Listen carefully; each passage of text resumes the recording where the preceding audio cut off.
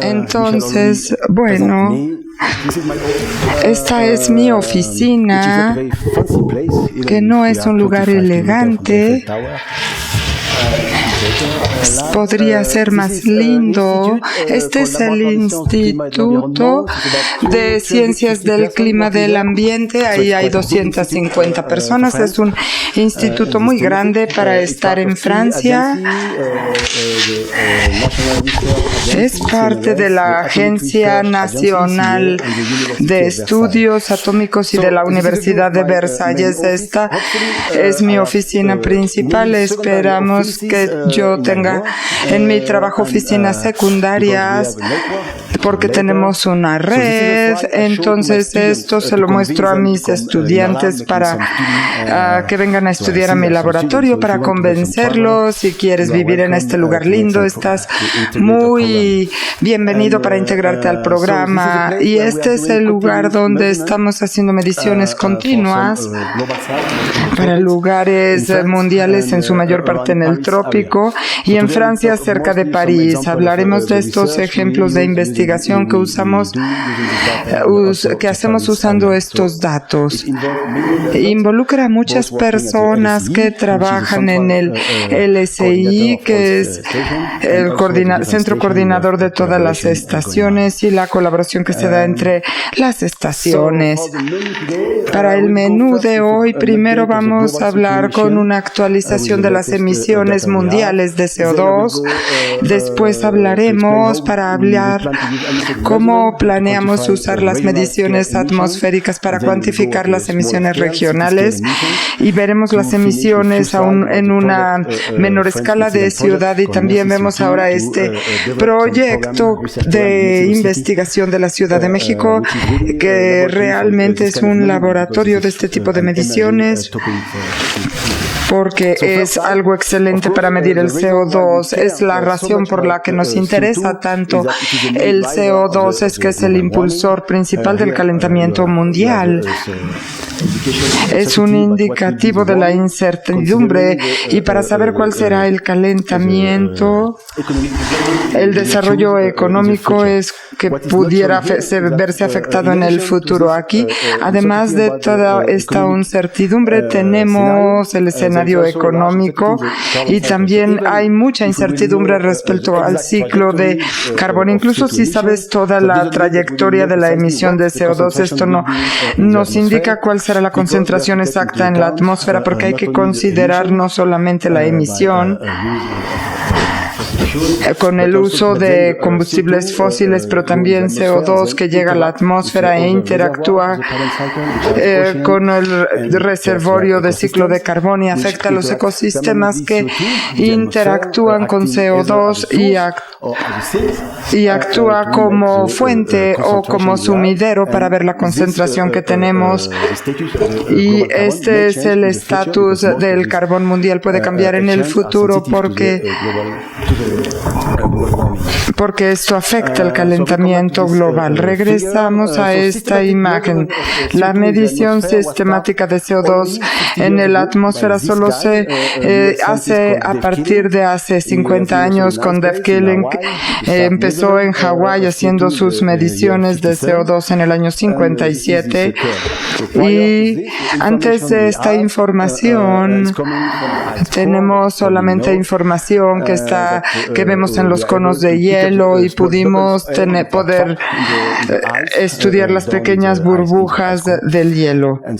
Entonces, de esta manera pudimos medir el CO2 hacia 50 años en el pasado. Hablamos de esta viabilidad de CO2 en los glaciares, pero en esta área se ha aumentado como una concentración de CO2 de 45%, obviamente. Por eso estamos usando más y más combustible fósil, y tenemos un buen conocimiento de que el CO2 se lleva a la atmósfera. Esto se basa en trabajo estadístico de cuánto petróleo se usa en cada país, y esto se reportó a las Naciones Unidas. Actualmente se usan los combustibles fósiles que se convierten en CO2, hemos tenido un aumento muy rápido de 3% al año durante 10 años, lo cual corresponde al crecimiento económico de China, que fue muy rápido, y después tenemos la crisis económica del 2008 y nos lleva a este año de baja en las emisiones debido a la baja en la actividad económica, que fue muy temporal, y empezamos rápido con un incremento rápido de CO2 en la atmósfera. Después, en 2014 y 2016 no hubo mucha evolución más. Entonces, la gente optimista estaba pensando que tal vez ya habíamos llegado al punto pico de CO2, pero la estadística del año 2017 mostró que volvió a aumentar en un 2% comparado con el año previo. Además de estas emisiones de CO2, con el uso de combustible fósil pudimos agregar esta emisión que debido a la deforestación que está teniendo más liberación de CO2, estamos en 12%, pero en el pasado era una proporción mayor. Agregando estas dos, vemos que tenemos una emisión de 41 gigatoneladas que van a la atmósfera cada año. Y el segundo componente del ciclo que conocemos muy bien debido a las mediciones en la atmósfera es que el CO2 está aumentando en la atmósfera. Aquí lo tenemos en 1960, si empieza la gráfica, son 60 años. Lo que hacemos viendo esta curva o la inclinación de la curva nos permite estimar lo que llamamos el índice bruto, que tanto CO2 está aumentando por año, que se muestra aquí. Y vemos que por supuesto está aumentando, pero la velocidad en que aumenta también se está acelerando. Y vemos la viabilidad de año con año y conjuntamos la emisión, lo que se inyecta en la atmósfera, lo que se almacena en la atmósfera. Vemos que solo 50% del CO2 que mandamos a la atmósfera se queda allí. Hay un aumento que podemos ver en la atmósfera que ahora ya es 2 veces más rápido. Esto no está bien porque la diferencia entre y esto se acumula en los océanos y en los ecosistemas terrestres. Por diferencia podemos encontrar el estimado mundial y hay otro programa que podemos hacer que nos permite hacer este proyecto con 50% de las emisiones que van a la atmósfera y son responsables de este aumento. 30% van a los ecosistemas terrestres. Este es un conocimiento del ciclo de carbón, pero aquí lo vemos en escala mundial. Ahora el siguiente reto es ir a una escala más regional. Esto se entiende porque hay que entender qué parte del océano, qué ecosistema está más afectado, y ahí tenemos el CO2, y aquí es importante entender el proceso y ver la sensibilidad del proceso al cambio climático, y es la única manera en que podemos esperar predecir lo que será el futuro del sumidero de carbón y la concentración de carbono. El segundo aspecto, más socioeconómicos de esta escala regional del flujo, es que necesitamos una verificación transparente e independiente de las declaraciones por país y cuánto cada país nos tiene que decir cuánto CO2 están emitiendo a la atmósfera. A veces hay errores o no.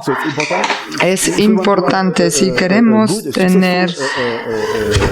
tener una buena implementación de las emisiones con el protocolo de Kioto, el acuerdo de París, tenemos que agregar este tipo de validaciones. Y si fuéramos a una escala regional, tenemos mayores incertidumbres que no teníamos en lo global. Por ejemplo, si vamos a hablar de China, tenemos diferentes escenarios y recientemente, cambiando la base de datos, una información sobre el tipo de enfriamiento que usan para bajar la emisión de China en 30% es bastante importante. También esto es en Europa. Hay 2 inventarios que nos indican lo mismo sobre la emisión de gases antropogénicos que vemos que difieren en un factor de 2. Es una gran incertidumbre. Si ustedes quieren abordar este tipo de incertidumbre, tendremos que tener mucha información. Esto es lo que llamamos la roca fina en la cual queremos usar nuestros datos, pero no es la única información. Para este tipo de protocolo que se llama el modelo inverso, tenemos que usar todas las mediciones de satélite sobre CO2 y necesitamos muy bien modelo de transporte atmosférico que sea único para emisiones en la superficie, porque la concentración en la superficie no tendrá suficientes datos para estimar la distribución espacial-tiempo. Necesitamos conocimiento de las emisiones, más cálculos matemáticos, un modelo estadístico.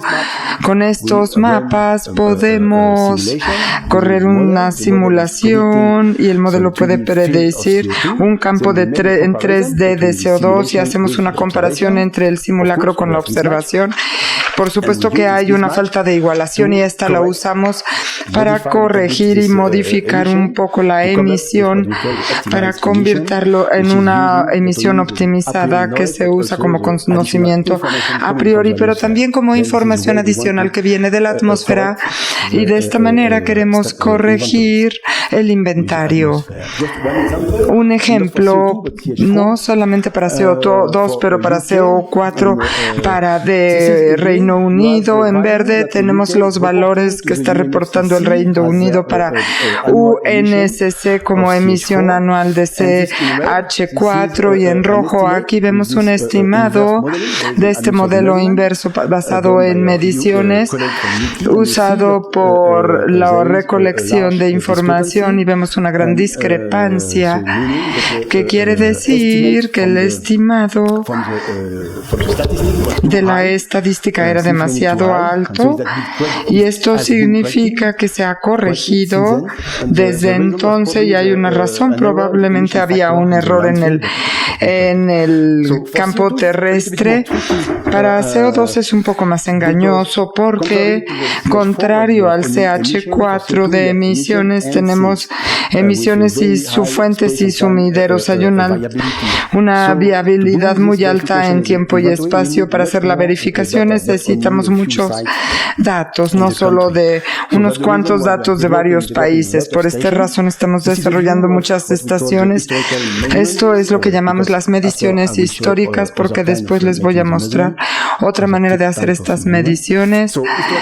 Históricamente estábamos usando en los 70s y 80s, se desarrolló una red con este tipo de programas de muestreo con frascos, y ahora es más sistemática la medición en el campo, y tenemos muestreo en frasco. Podemos tomar una medición cada semana y seguir la tendencia.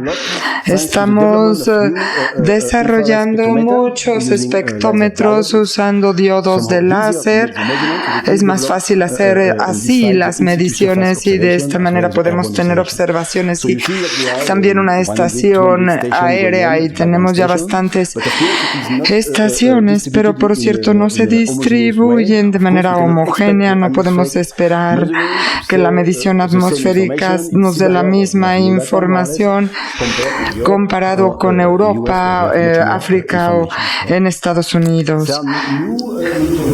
El nuevo programa de monitoreo, por supuesto, en las próximas décadas habrá mucho desarrollo de mediciones por satélites para CH4, CO2, y esto será un desarrollo para la próxima década. Y de cualquier manera también tenemos esta medición de columna total de carbono. Ustedes seguro la conocen porque tienen mucha experiencia en CCA, y también estamos desarrollando maneras de hacer mediciones que te permite hacer una motografía de la concentración de CO2 sobre París, y vamos a regresar a este desarrollo después. después.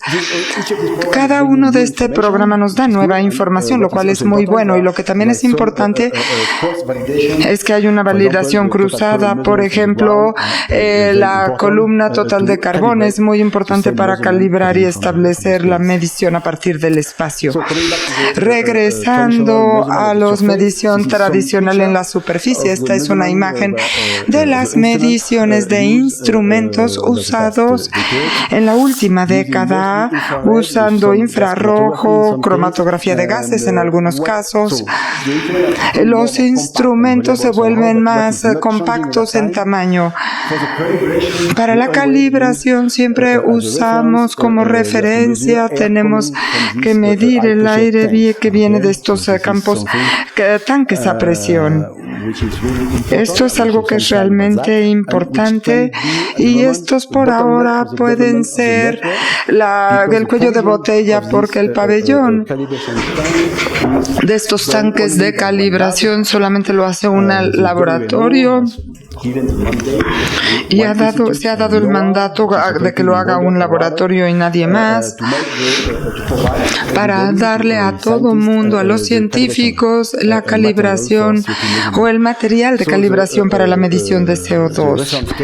En la escala de referencia se hace por estos 15 tanques como estos, 50 tanques que están preparados, y vemos cuánto toman por un cálculo volumétrico. Este es el tanque primario.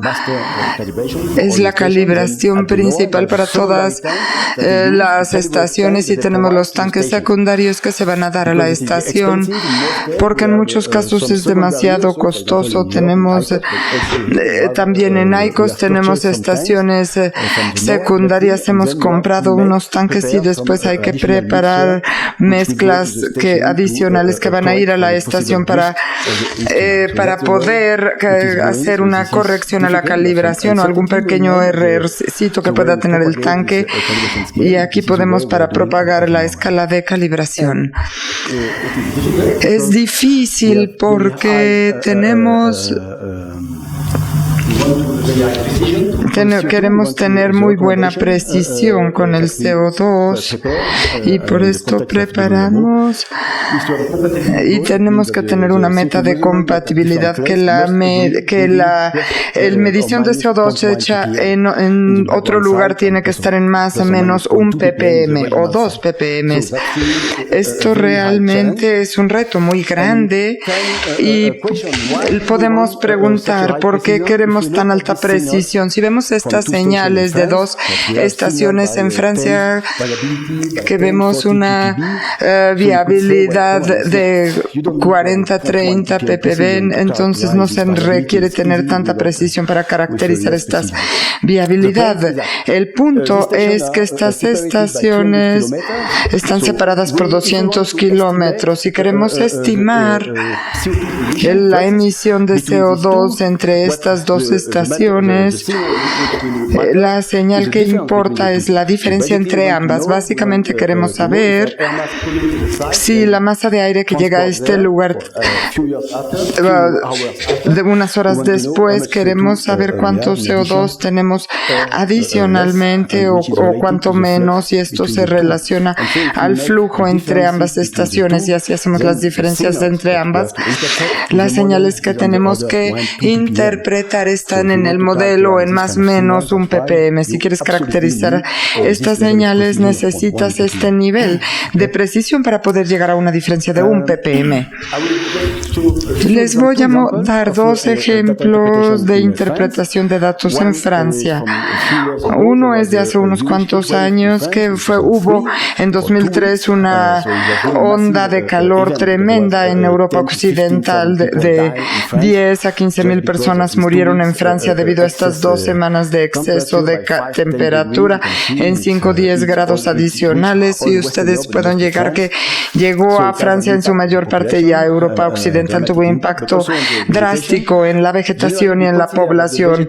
No podemos ver la vegetación cuando hay un evento tan extremo. Esta estación en Europa está absorbiendo de 7 a 12% del CO2 emitido en Europa, y debido a esta onda cálida la vegetación no funcionó con la eficiencia de siempre. Y lo que podemos ver, por ejemplo, de aquí, el desarrollo de los árboles, vimos en el 2003 la expansión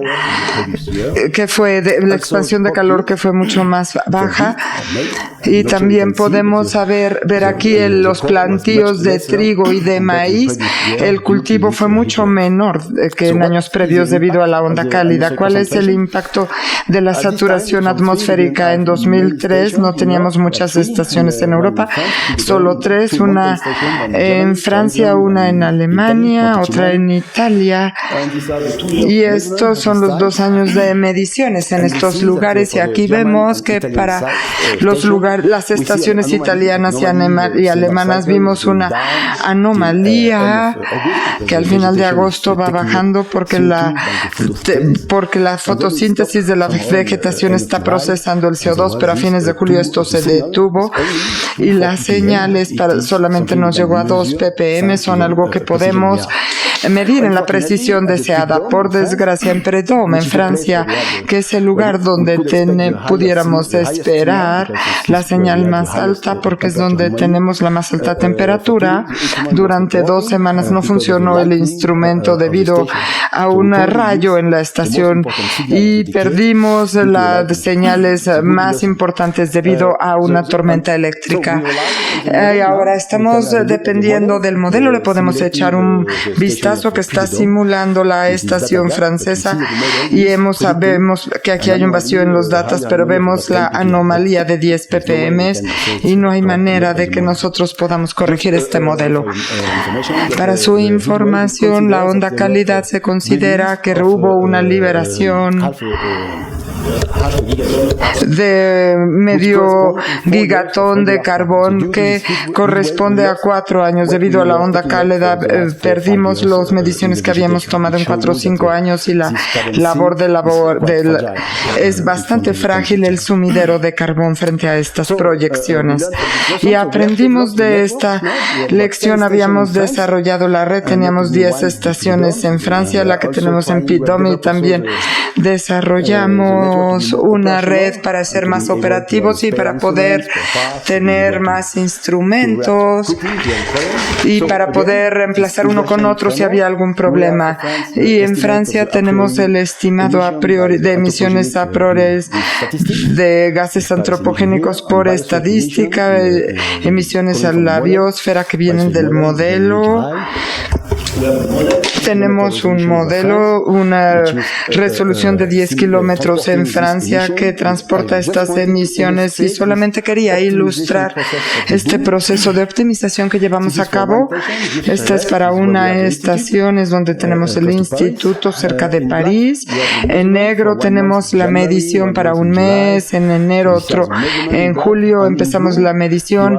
En negro, en azul tenemos el resultado del simulador usando esta información, y vemos que este inventario está subestimando la concentración de CO2 en la estación, y con el proceso de la optimización es la curva en rojo. Estamos mucho más cerca de la optimización de la observación y tenemos esta correlación y la hemos modificado para el flujo de una manera que está resumida aquí, y tenemos un cambio significativo de los gases antropogénicos, de los flujos antropogénicos sobre Francia.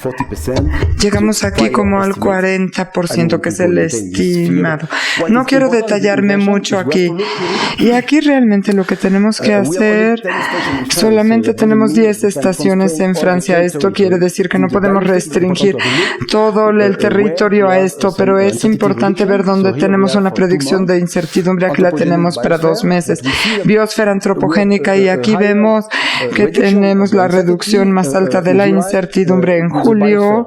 En la biosfera, la red atmosférica es más eficiente para para poner una restricción a esto. En julio la señal de la vegetación es más fuerte y tenemos una señal más fuerte que detectar. Es más fácil para la red y lo vemos para los mismos meses. Para el antropogénico tenemos regiones en blanco, que significa que la estación atmosférica te está dando esta información. Esto está bajo limitación. Si quieres limitar la emisión antropogénica en esta área, tendrás que agregar otra estación. De esta manera tratamos de tener una red óptima y para cada estación un color corresponde al peso de la estación y de que cuánta información tenga para restringir estos flujos. La estación en la montaña es menos eficiente para restringir el flujo porque en la troposfera tenemos aire marino que está menos relacionado con lo que está sucediendo en la superficie. Muy bien, esto era para Francia. Ahora vamos a una escala menor. ¿Por qué ahora queremos aplicar este tipo de estudio inverso de CO2 en la escala de la ciudad, que es una nueva actividad de nuestra comunidad? De la ciudad es el 7% de las emisiones de CO2 y se dan en un área más pequeña del planeta. Es importante y también algo importante es que probablemente la gente de la ciudad son más proactivas, más quieren tomar más acción que la gente de los estados. En Estados Unidos está Los Ángeles, en California, que tienen pasión para reducir la emisión, pero no es lo mismo en todo el nivel de Estados Unidos y es importante ayudar a dar una medición a la ciudad para que verifiquen si pueden tener un programa efectivo de reducción de CO2. Este es un desafío. Tenemos un inventario de alta incertidumbre. Este es un ejemplo para París, que tenemos 4 diferentes inventarios durante el estimado de concentración atmosférica. En el estimado de emisión de CO2 tenemos una diferencia entre los diferentes escenarios por 50% en el global, pero puede llegar hasta 60% el estimado de lo que está emitiendo el sector de transporte. Hay gran espacio para la mejora y ahí es donde queremos tener mediciones atmosféricas y por eso tenemos el estudio en el centro de París, donde tenemos 7 estaciones en la dirección del viento dominante, porque queremos tomar mediciones contra viento y al viento para ver cuántas parte de la ciudad tiene movimientos de emisiones y su concentración. Aquí hemos instalado esto, tenemos solo un resultado, es un poco complicado, pero aquí en gris tenemos el inventario estadístico que se hace, por ejemplo, aquí en México lo hace CDMAR.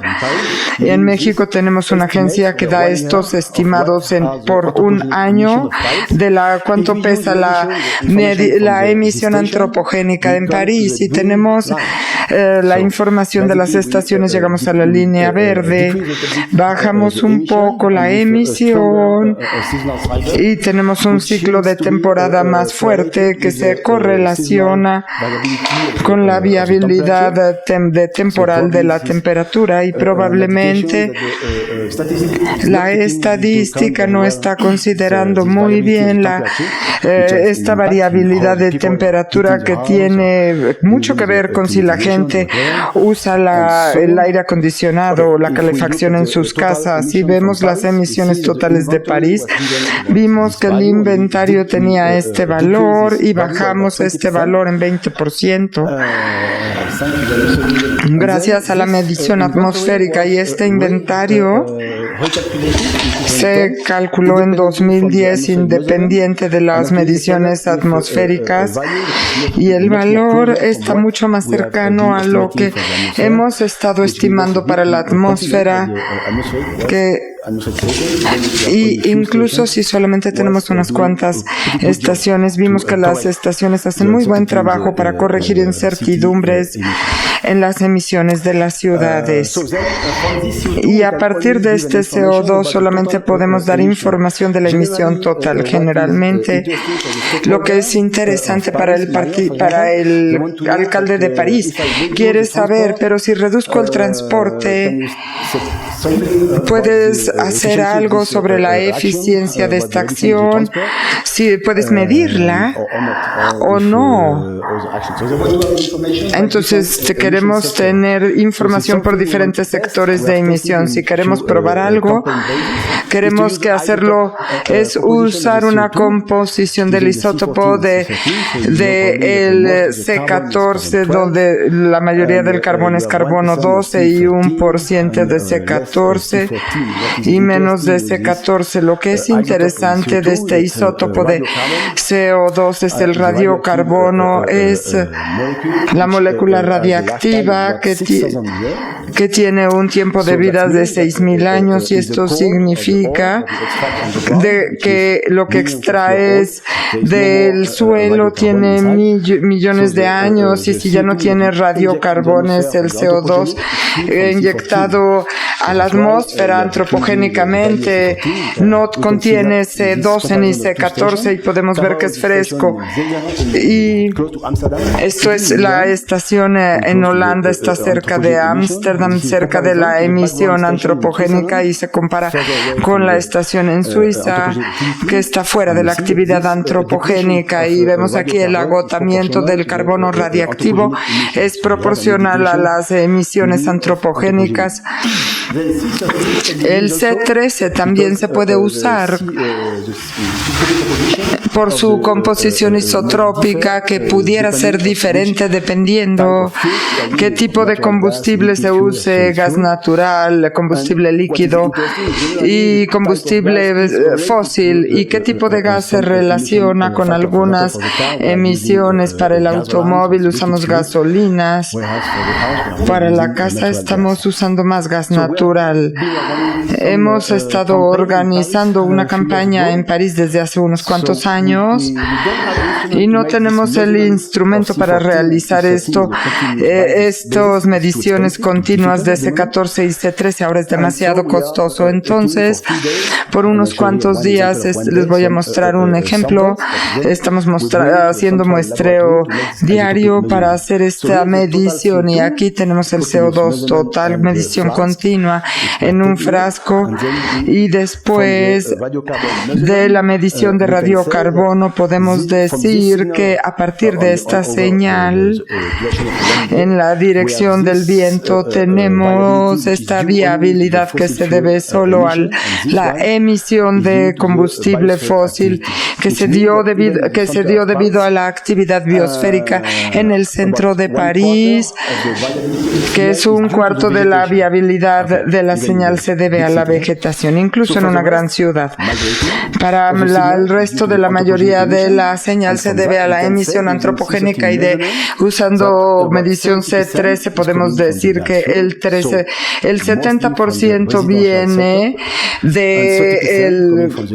del gas combustible fósil, y el otro viene del tráfico, de la quema de gasolina. En el futuro queremos desarrollar más esta medición por isótopos. Y de nuevo, la ecuación que obtenemos de París nos puede dar un estimado de París. No es París, es la ciudad de Zúrich, que tienen los mismos problemas. En diferentes partes de la ciudad podemos decir algo sobre si reducimos el tráfico, podemos ver una revisión de CO2 y una mejora en el ambiente. Realmente tenemos este reto de que el CO2 es muy viable debido a puntos calientes locales, y podemos usar unos cuantos puntos y podemos hacer muchas más mediciones en la ciudad. Y también tenemos el reto porque necesitamos una muy alta resolución en el modelo para interpretar el vínculo entre la concentración de CO2 y lo que tenemos como contaminantes en el suelo. Tenemos un transporte con resolución de 10 metros. Y después, si queremos desarrollar una medición en la ciudad, Regresando a la página de detección de 1 ppm, estas son diferentes estaciones, una muy remota, yo ahí me pasé un año en el Océano Índico, en la isla Ámsterdam, cerca de todo, lejos de todo, y después en el centro de París. Parece ser la misma señal, pero si las comparamos en la misma escala, vemos que tenemos 2 órdenes de magnitud en la viabilidad de CO2 en París, como se esperaba, comparado con el otro lugar. Realmente se requiere usar el mismo protocolo para caracterizar el mismo instrumento para caracterizar este y este. El protocolo que hemos establecido para IQOS ha sido desarrollado para esta estación y es con una precisión de 0 a 1 ppm, pero si tenemos la medición en más o menos 1 ppm, si lo degradamos en un orden de magnitud, esto debe ser suficiente para la caracterización, pero es difícil encontrar este instrumento. Hemos estado haciendo pruebas, sensores locales, y este es uno que estaremos desarrollando, debe estar instalado en la Ciudad de México. En el futuro volveré a hablar de ello. No me voy a detallar mucho, pero estas son las cosas que nos pueden dar precisión de más o menos 1 ppm. Este instrumento tiene una gran implicación para la estación. Esta es una estación de IQOS que mide no solamente CO2, también gases, y podemos calcular el costo. Y esta es una estación instalada en Zúrich con un sensor local. Por supuesto, tiene una diferencial de costo aquí. Y la implicación, por supuesto, con esta estación de CO2 es como cuesta 1.000 euros medir el CO2, tenemos un número limitado en Europa de estaciones 50 con alta precisión de 1 ppm. Si usamos este costo bajo, el costo sería como de 1.000 euros, y por supuesto que podemos desplegar más instrumentos. Es lo que hacemos en Suiza para desplegar 300 lugares con instrumentos, y en la ciudad de Zúrich hay muchísimos 300 sitios. Pero cuando decimos que usamos un sensor local, no quiere decir que no podamos usar cualquier otro sensor que nos dé mediciones de CO2 que podamos encontrar en el mercado. Hay unos todavía menos costosos, pero considerando la precisión, no hay manera de que podamos usar ningún sensor de información de este tipo. Pero de cualquier manera vamos a usar sensores locales, pero realmente estamos realizando muchas pruebas para asegurarnos de que con este sensor podemos tener una precisión razonable.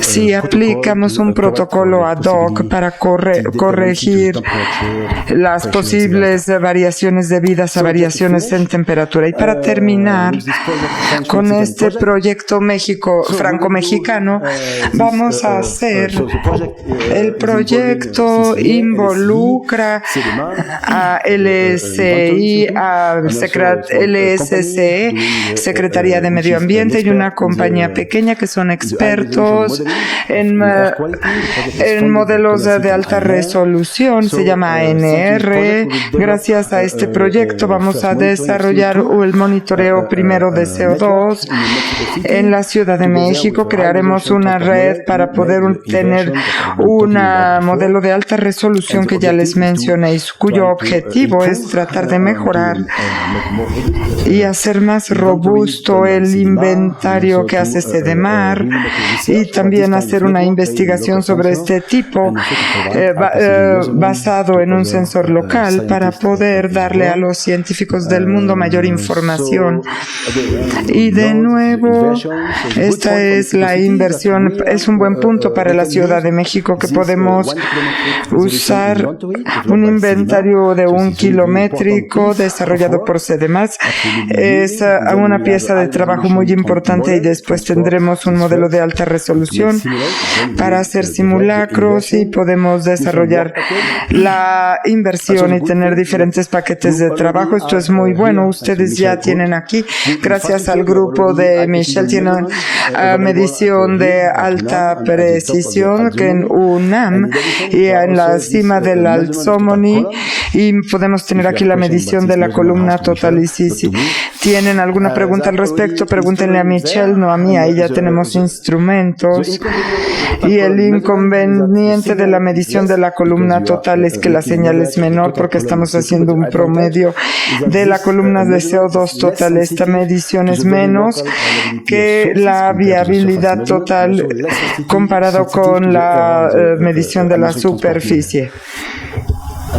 Y después en el proyecto tendremos el instrumento para observación que nos permitirá tener una vista integrada del CO2 debido a las emisiones de CO2, y podremos desplegar 10 a 15 detectores locales que tienen que ver con la red de calidad del aire. Esto nos va a dar mayor información sobre monóxido de carbono para poder tener la posibilidad de tratar de calcular la función del transporte, la participación del transporte en la contaminación.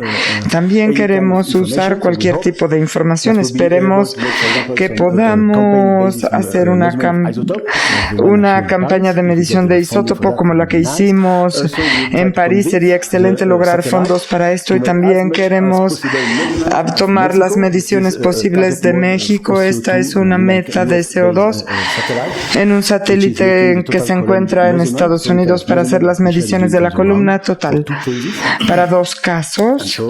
Entonces, tenemos pocas mediciones. Eso es un problema, y gracias a este proyecto podemos ir y decir, sería muy bueno si nos puede dar más mediciones. Creo que eso fue todo, y no les presentaré mi conclusión. Preferiría dedicar el tiempo a sus preguntas, y quizá podremos hablar dentro de un año cuál fue la consecuencia de estos proyectos. Ya les dije, este proyecto, bueno, yo les quería mostrar esto. No se lo muestren, no lo mostré a los estudiantes, ya les mostré el lugar, pero yo empecé aquí haciendo mediciones. El año pasado estaba haciendo mediciones acá. Muy bien, gracias.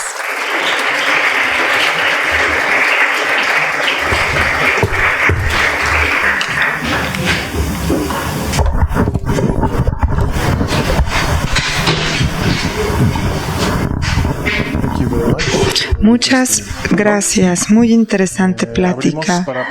And we open for questions and answers.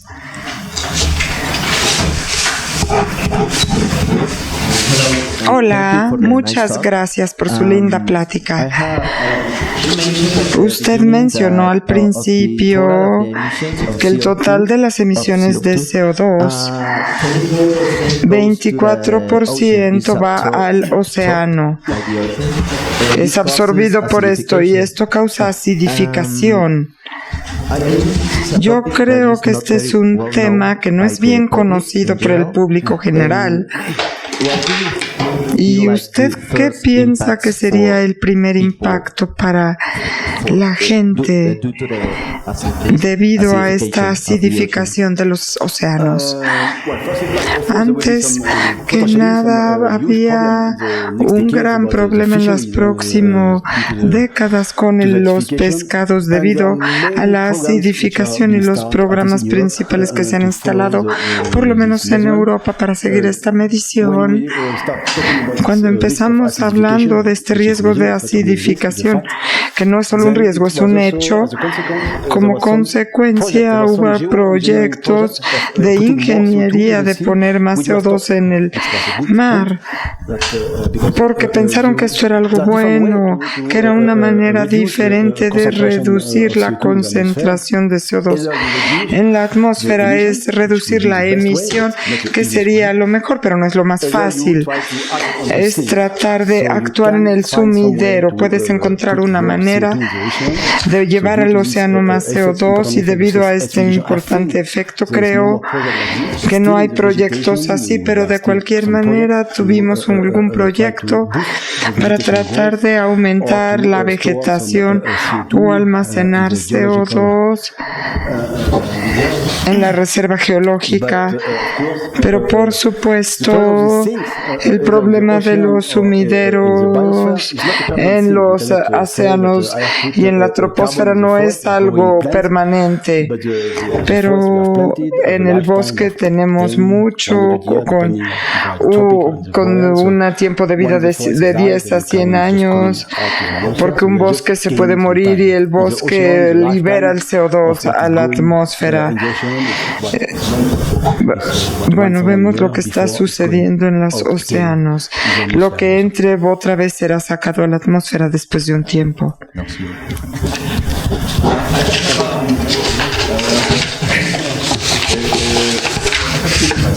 Tengo dos preguntas. La primera es, ¿qué tipo de instrumentación usó para medir los flujos de CO2 sobre París? ¿Era un Picaro? Sí, para París en las 7 estaciones. Ya que tenemos patrocinador, empezamos con mediciones de alta precisión. Picaro no hemos estado instalando medidores de bajo costo. Llamamos a la compañía Suez para que estableciera estos aparatos medidores en París hasta ahora. Y la segunda pregunta se relaciona con los instrumentos locales. Algunos de ellos son de baja precisión, pero el tiempo de respuesta no es tan rápido.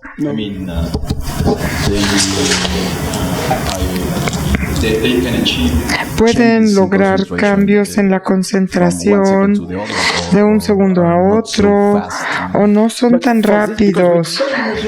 No medimos directamente los flujos, es una medida y entonces realmente no necesitamos una medición rápida como usted necesita en el método Flex. Si tenemos un promedio en un minuto, esto es suficiente, no es un problema de un minuto a otro.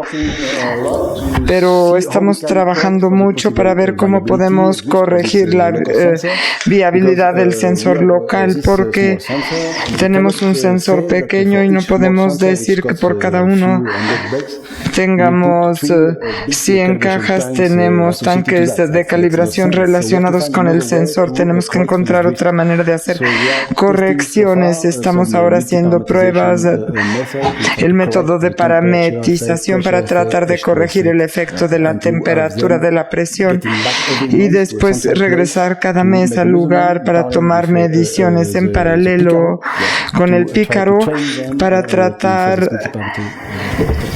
de tener una ecuación estadística. Muchas gracias. Bueno, esta es la manera como lo queremos hacer también aquí en la Ciudad de México. Hola, muchas gracias. Sánchez Cabeza Marín, Sánchez Institute. Sí, estoy trabajando en eso. Tengo dos preguntas.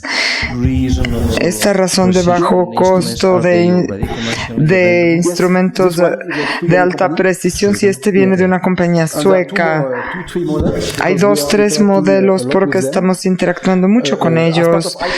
Como parte de ICOS tenemos un laboratorio metodológico a cargo de las pruebas de cualquier tipo de instrumento que llegue al mercado. La compañía lo sabe, entonces nos dio un instrumento que podemos probar si son lo suficientemente fuertes, inteligentes, están considerando estas modificaciones y están ya mejor. Estamos buscando otras compañías. Si conocen alguna, por favor díganme para contactarlas. Y mencionó el satélite OCO. Este satélite ya nos está dando información confiable y está disponible. Sí está disponible.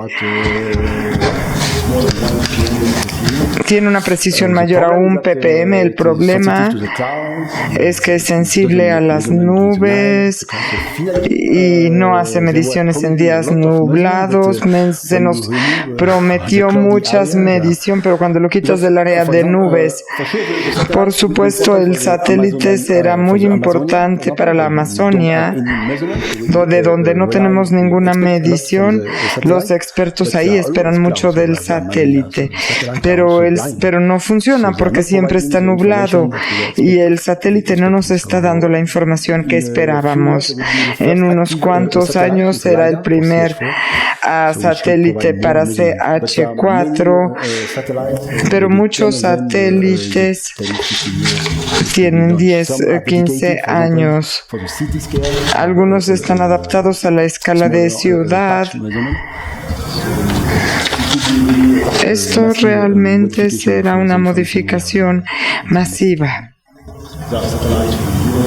del satélite de Estados Unidos, de China. And we still have time for more questions.